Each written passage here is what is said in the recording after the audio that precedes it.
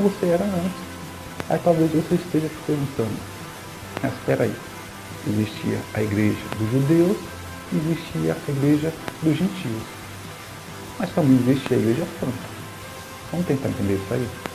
Quando a Bíblia fala a igreja dos judeus, não é que todos que estavam lá necessariamente eram judeus. Quando a Bíblia fala a igreja dos gentios, não é que todos necessariamente eram gentios. Quando a Bíblia fala a igreja dos judeus, é porque judeus frequentavam aquela igreja. O raciocínio do judeu comparado a um gentio é diferente. Então o tratamento com eles teria que ser diferente. Não seria qualquer um que chegava lá na liderança. E as pessoas não convertidas ao judaísmo messiânico eram judeus que estavam indo lá para aprender a palavra de Deus. Quando fala a igreja dos gentios, não significa que todos eram gentios, porque eram os judeus que estavam pegando a palavra. Então significa que a liderança era constituída também por gentios e judeus. Mas as pessoas que frequentavam aquela igreja, sim, era gentil. E o que era a igreja santa? Era a liderança. As pessoas que se convertiam era a igreja santa. Então, não é que a igreja dos judeus e a igreja dos gentios, não existe isso. Quando a pessoa se convertia ao judaísmo messiânico, ou seja, entendia o processo de conversão, significava que a pessoa não era nem judeu nem gentio, natural, mas fazia parte da igreja santa. Ou seja, os apóstolos entendiam que eles, automaticamente, espiritualmente, eles eram todos judeus. Então não existe esse meio termo, gospel, cristão, isso é um termo novo. Isso não existia naquela época. Então é necessário que você entenda isso. Hoje nós somos judeus messiânicos, nível espiritual. Porque Jesus era um judeu. Quando Jesus veio, você tem uma noção, falou que ele veio para os seus e os seus não receberam. Mas como eu falei, os dois dele eram judeus, que se converteram à religião messiânica. Todos aqueles que foram se convertendo e assumindo a liderança eram judeus no início. Depois de Atos se veio os não-judeus, que se convertiam e viravam judeus também. Judeus espirituais. Então, você tem uma noção. Naquela época, 95% dos judeus, eles não estavam lá naquela região. Eles estavam espalhados pelo mundo. Qualquer judeu que se preze aí, eles vão te falar a mesma coisa. Então, gente, entenda uma coisa. Judaísmo ortodoxo, que existe hoje, não tem nada a ver conosco. Não tem nada a ver. Então, se chega alguns ditos judeus messiânicos falando que você tem que voltar para o judaísmo para ser salvo, isso não existe. Entendeu?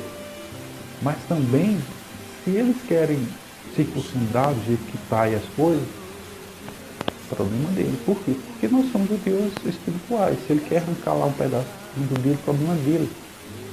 Eu não quero. Eu não quero que ninguém toque no meu filho. A verdade é essa. Ninguém vai chegar, a gente não vai barbado lá. Não, negativo.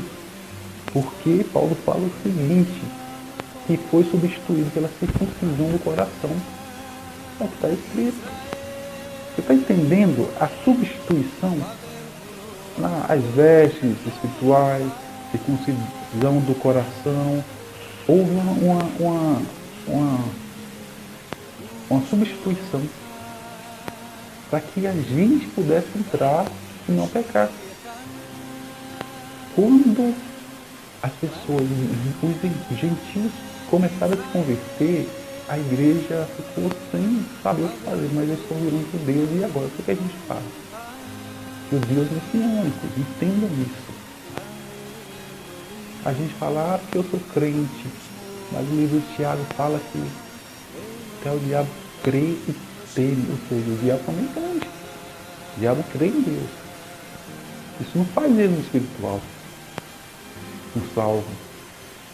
Ah, mas eu sou evangélico. Mas os espíritas têm o evangelho segundo Allan Kardec. Então eles também são evangélicos. Eu sou cristão. Amém. Mas isso é um termo que veio bem depois de Jesus. Pode nos denominar ser crente? Pode. Cristão? Pode. Tudo isso. Mas a nossa religião natural é judaísmo messiânico. Para encerrar, para você entender melhor isso. Existe um reino, certo? Jesus estava trazendo o reino de Deus. Amém? Ninguém tem dúvida disso. A Bíblia, Jesus toda hora fala sobre isso. Nesse reino, existe um país que é a capital. Para você entender o que eu estou falando. Essa capital é Brasil? Essa capital, os Estados Unidos, como muitos falam aí, tem poder é porque é santo. Mas não é por aí. A Austrália não é. Qual que é o nome dessa capital espiritual, esse país espiritual? E nós vamos. Paulo fala que ele é embaixador, ou seja, ele representa esse país, esse reino aqui na Terra. E qual que é o nome dessa capital, desse país, símbolo desse reino espiritual? Jerusalém. Se nós não somos judeus messiânicos, por que existe uma nova Jerusalém? Nível espiritual. Simples de entender. Amém? Então, nós somos judeus messiânicos no nível espiritual. Quando Deus nos olha, ele vê toda a promessa que ele fez de Abraão até agora através do mundo espiritual, porque nós recebemos essa herança. Existe um Jerusalém espiritual nos esperando. E como todo reino, olha só, você vê a substituição. O reino era de Israel. Machado de sangue hoje em dia não tem condição. Tanto é que no final, né, o milênio Jesus vai vir até lá, né? Uns falam que é Jesus, outros falam que é Davi, não sei. Um representante de Deus vai lá reinar, não sei se é Jesus ou se é alguém que vai por lá. Mas no final, a Jerusalém espiritual vai fundir com a natural, porque é lá nosso lugar. Nós somos estrangeiros, por quê? Porque nós pertencemos a Jerusalém espiritual, a este reino. Então vamos tirar nossas conclusões? Afinal, quem nós somos? Protestantes, judeus, católicos, judeus messiânicos? Qual é a nossa religião? Vamos ver se você realmente entendeu o que eu expliquei. Talvez você tenha ouvido e até mesmo visto 2 capítulos, versículos, pelo qual alguém afirme por eles, ou seja, por esses capítulos ou versículos, que os gentios hoje são o povo da promessa. Ou seja, através desses capítulos ou versículos, muitas pessoas falam, olha, os judeus não aceitaram a promessa e hoje nós, gentios, que fazemos parte da promessa, devido ao povo judeu não ter aceitado. E futuramente, como a gente ouve muito, principalmente teólogos falando, futuramente os judeus vão se converter e vão aceitar a promessa, né? Então vamos entender isso aí. O primeiro capítulo que a gente ouve muito está aqui, olha. O primeiro se trata do Evangelho de João, capítulo 1, versículos 11 e 12. Vamos ver o que fala? Veio para o que era seu, e os seus não o receberam. Mas a todos quantos o receberam, deu-lhes o poder de serem feitos filhos de Deus, aos que creem no seu nome. A maioria das pessoas, elas falam por esse versículo aqui, que os judeus estão fora da promessa. Ora, em parte é verdade, mas para a gente entender o que está escrito aqui, a gente tem que entrar no contexto da história. Sempre que você for ler a Bíblia, se você não entender a visão de um judeu, por isso que eu ensino, faz festa judaica, né?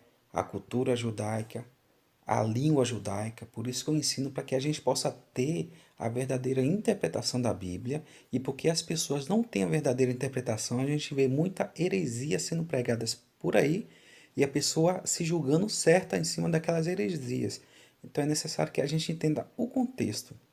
Vamos para o contexto? Aqui é fácil de entender esse versículo. Quem que escreveu esse versículo? Quem que foi o autor deste capítulo, deste versículo? O nome já fala, Evangelho de João. Então nós sabemos que foi João que escreveu. Yohanan, né? Como os judeus chamam. Então, quem que era João? João é o apóstolo do Senhor Jesus, aquele que reclinou a cabeça, né, no peito do Senhor Jesus, aquele, né, chamado discípulo amado. Eu te pergunto, Yohanan, que é o nome dele, João, como a gente conhece, ele era gentio ou era judeu? A resposta é simples. Se ele era discípulo de Jesus, ele era um judeu, convertido ao judaísmo messiânico. Se ele era um judeu, como que ele iria escrever algo se excluindo? Não tem lógica. A gente tem que pensar, né, com um raciocínio humano, normal. Não tem lógica. Ele que era judeu falar que os judeus não aceitaram. Então vamos entender, veio para o que era seu, e os seus não receberam. Quem foi? Aqueles que não receberam. Ou seja, os judeus que a gente conhece hoje como ortodoxo, que a gente leu lá atrás, que foi o galho que foi quebrado para a gente ser enxertado.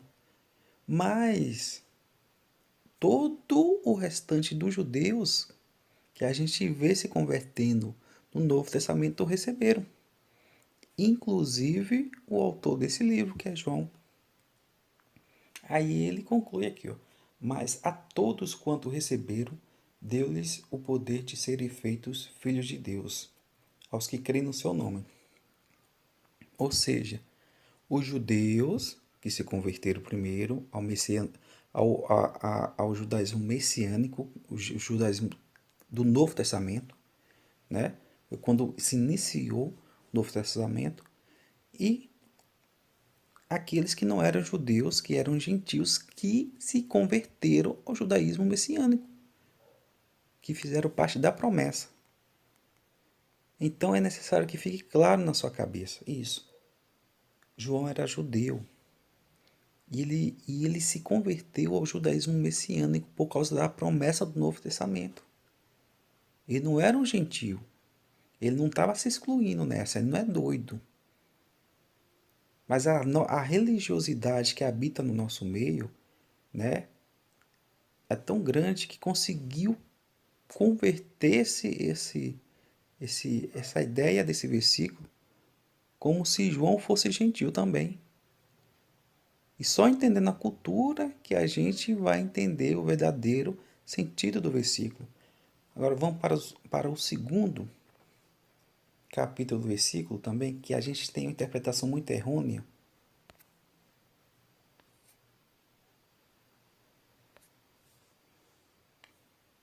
Segundo capítulo, versículo é a palavra-chave.